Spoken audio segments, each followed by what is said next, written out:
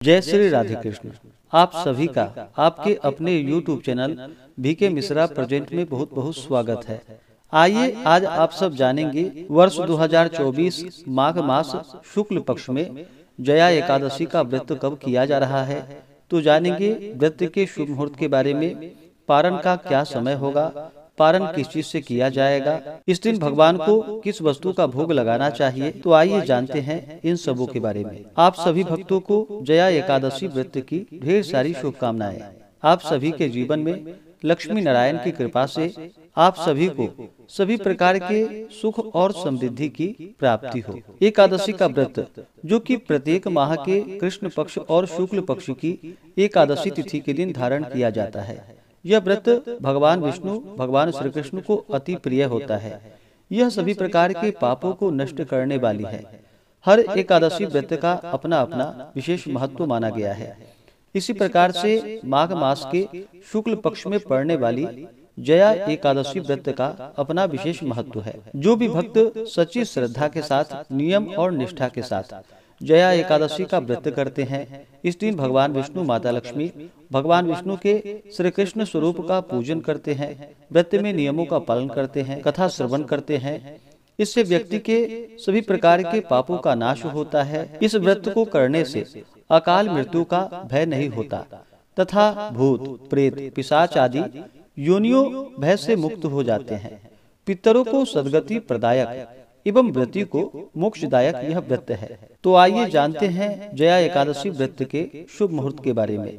एकादशी तिथि प्रारंभ समय जो कि 19 फरवरी 2024 दिन सोमवार सुबह 8:51 और एकादशी तिथि की समाप्ति होगी 20 फरवरी 2024 दिन मंगलवार सुबह 9:57 पे। तो सूर्योदय व्यापनी के अनुसार और शुद्ध रूप से द्वादशी युक्त एकादशी व्रत के लिए जो समय प्राप्त हो रहा है वह समय 20 फरवरी 2024 दिन मंगलवार को सभी एकादशी का व्रत धारण करेंगे। 19 फरवरी को दसवीं दिन के नियमों का पालन करेंगे। 20 फरवरी को एकादशी का व्रत धारण करेंगे और इस व्रत का पारण जो कि 21 फरवरी को किया जाएगा।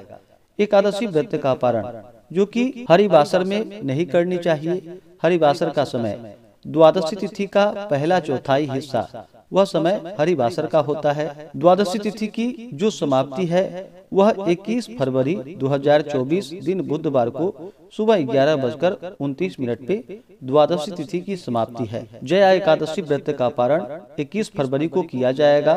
पारण का जो समय होगा वह समय सुबह 6:55 से सुबह 9:11 तक पारण का समय होगा। जया एकादशी व्रत का पारण जो कि गोदुग्धेन पारणम यानी कि गाय के दूध से इस व्रत का पारण किया जाएगा। यह संभव ना हो पाए तो आप तुलसी दल, जल या फल से व्रत का पारण करें। एकादशी तिथि के दिन 20 फरवरी को सूर्योदय का जो समय है वह समय सुबह 6:29 और सूर्यास्त शाम 5:54। ब्रह्म मुहूर्त का जो समय होगा वह समय सुबह 5:14 से सुबह 6:05 तक होगा। इस दिन योग जो कि प्रीति योग होगा सुबह 11:46 तक। उसके बाद आयुष्मान योग इस बार एकादशी तिथि के दिन 20 फरवरी को जो कि त्रिपुष्कर योग भी बन रहा है, जो कि बड़ा ही पुण्य फलदायी है। त्रिपुष्कर योग जो कि दोपहर 12:13 से शुरू होकर के अगले दिन सुबह 6:55 तक होगा। रवि योग भी बन रहा है 20 फरवरी को जो कि सुबह 6:56 से दोपहर 12:13 तक होगा। इन योगों में पूजन आदि का कार्य करना, व्रत करना, दान पुण्यों का कार्य करने से जो कि अनंत फलों की प्राप्ति होती है। राहु काल का जो समय होगा 20 फरवरी को वह समय दोपहर 3:03 से शाम 4:28 तक होगा और 21 फरवरी को दोपहर 12:11 से दोपहर 1:38 तक होगा। राहु काल समय के दौरान कोई भी शुभ कार्य या नया कार्य नहीं करना चाहिए। यह लाभकारी नहीं होता है, इस बात का ध्यान रखें। जो भी भक्तजन एकादशी का व्रत धारण करने वाले हैं उन्हें एकादशी व्रत के लिए जो कि दसवीं के दिन से ही व्रत में नियमों का पालन करना चाहिए।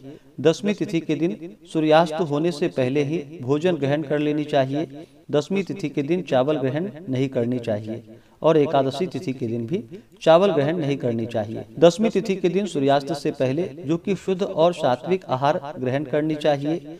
रात्रि ब्रह्मचर्य का पालन करते हुए भगवान विष्णु एकादशी व्रत का स्मरण करते हुए सोना चाहिए। एकादशी की सुबह ब्रह्म मुहूर्त में उठ करके नित्य क्रियाओं से निवृत्त होकर के गंगा नदी में या घर के नहाने के पानी में ही थोड़ा सा गंगा जल मिला करके स्नान करना चाहिए। शुद्ध वस्त्र धारण करके व्रत का संकल्प लेना चाहिए। व्रत के लिए भगवान विष्णु भगवान श्री कृष्ण से प्रार्थना करनी चाहिए कि हे भगवान विष्णु, हे भगवान श्री कृष्ण, आज मैं जया एकादशी का व्रत रखने जा रहा हूँ या रखने जा रही हूँ। इस प्रकार से भगवान से प्रार्थना करे कि यह व्रत मेरा निर्विघ्न पूरा हो, हमें पुण्य फलों की प्राप्ति हो, हमारे सभी प्रकार के पाप और ताप नष्ट हो जाएं।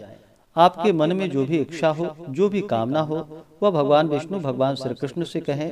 और एकादशी के दिन जो कि दिन रात्रि उपवास रहते हुए भगवान का सुबह और शाम के वक्त पूरे विधि विधान के साथ पूजन करना चाहिए। जो उपवास नहीं रह पाते हैं, जिनका स्वास्थ्य सही ना हो, तो आप एक समय फलाहार ग्रहण करें।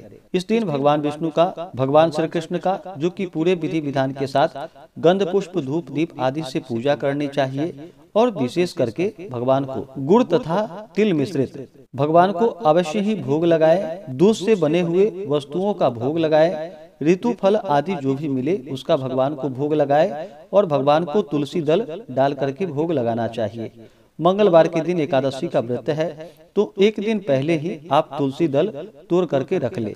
अगर भगवान शालिग्राम हो आपके पास तो एकादशी के दिन भी तुलसी दल तोड़ सकते हैं। भगवान शालिग्राम नहीं हो तो आप एक दिन पहले ही तुलसी दल तोड़ करके रख ले। तो इस दिन भगवान को जो कि काले तिल अवश्य ही अर्पित करे, तुलसी दल अर्पित करे और पूर्ण श्रद्धा भक्ति भाव के साथ भगवान का पूजन करना चाहिए। एकादशी की रात्रि जागरण करते हुए समय को व्यतीत करना चाहिए।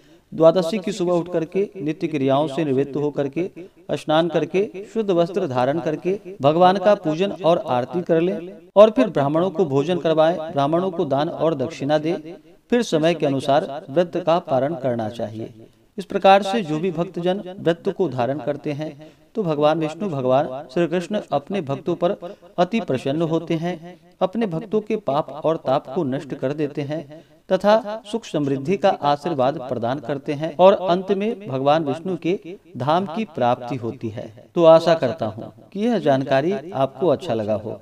ऐसे ही ज्ञानवर्धक जानकारियाँ प्राप्त करते रहने के लिए चैनल पे अगर आप पहली बार आए हैं तो चैनल को लाल बटन दबा करके सब्सक्राइब करें, साथ में बेल आइकन घंटी को दबाएं ताकि आने वाली वीडियो का नोटिफिकेशन आपको समय से मिलता रहे। वीडियो को लाइक करें, शेयर करें, सुखी रहें और स्वस्थ रहें। जय श्री राधे कृष्ण। धन्यवाद।